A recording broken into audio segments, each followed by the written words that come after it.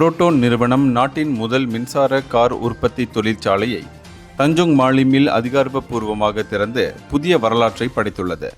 இந்த தொழிற்சாலை புரோட்டோன் இமாஸ் 7 என்ற புதிய மின்சார காரை உற்பத்தி செய்கிறது. இதன் தொடர்ச்சியாக விரைவில் இமாஸ் 5 காரும் உற்பத்தி செய்யப்பட உள்ளது.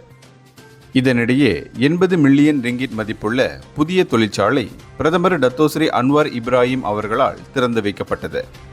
அது மட்டுமின்றி இந்த 80 மில்லியன் ரிங்கிட் மதிப்புள்ள தொழிற்சாலை 13வது மலேசிய திட்டத்தின் கீழ் 2026ஆம் ஆண்டிற்கு முன் உள்நாட்டு மின்சார கார் உற்பத்தியை நோக்கிய அரசாங்கத்தின் இலக்கை அடைய ஒரு முக்கிய தூண்டுகோலாக அமையும்.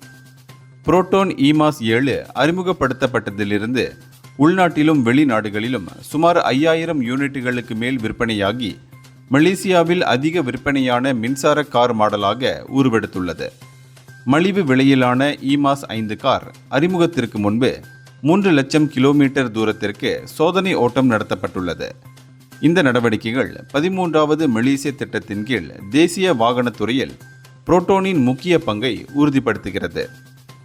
இந்தியர்களின் இதய குரல் மக்களோசை.